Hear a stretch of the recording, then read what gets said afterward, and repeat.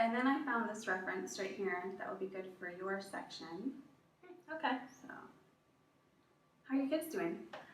Ian's good. Dylan got chickenpox. Oh, that reminds me. They made some cute little invites. We'd like you to come, bring the kids to our chickenpox party. Chickenpox party? Yeah. And you want me to bring my kids so they can get chickenpox from your kids? Yeah. Okay. Well, we can't come because I vaccinated my children against chickenpox.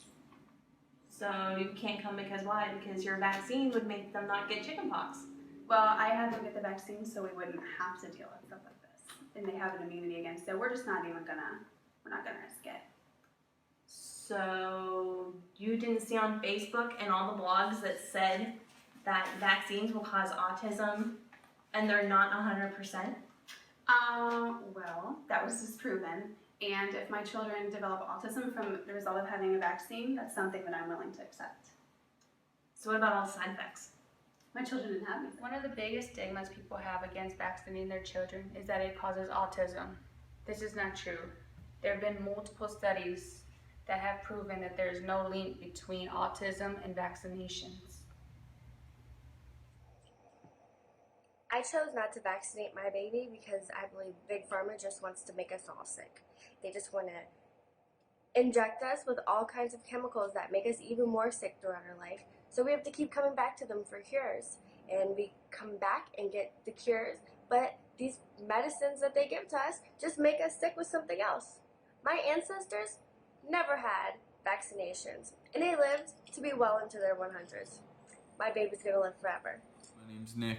I'm here to tell you why I vaccinate my children, but not in the timeline that the CDC gives you. I believe that children's bodies respond to certain things in those vaccines, and I think their timeline is absolutely terrible to expose our kids so young to those vaccines. So I would say I put about an 8 to 12 month delay in the CDC's timeline for vaccinations. So my children's immune systems have a better chance of fighting these things and their bodies don't become infected with it and take over. See, vaccines help reduce the risk of infections by working with the human defense system by safely developing an immunity to the disease. The vaccination schedule is designed to protect children, especially young children, before they are exposed to a disease and when they are most vulnerable to an infection. Why we are vaccinating our children in such high dosages now, and there's really not any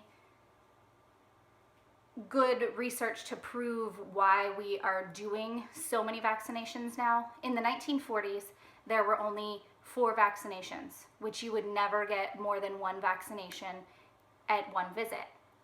In the 1980s, when I was born and grew up, there were only 8 or 9 vaccinations that you would receive before the time that you were 5, and you would never receive more than 2 at one visit.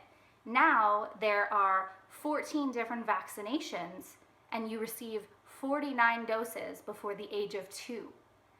How do you think that sits in the baby's system? It doesn't. You're basically adding tons of toxins to their body, and I just don't want to do The that. World Health Organization, there are 4 vaccination facts that we want you to know. 1. Vaccines prevent 2 to 3 million deaths per year from diphtheria, measles, tetanus, and pertussis. 2. Globally, measles mortality has declined by 74% thanks to vaccines from 2000 to 2010. 3. Polio cases have declined by 99%. And 4. Vaccination is the most successful and cost-effective public health intervention that has happened. Okay, don't bother inviting us to your measles party either.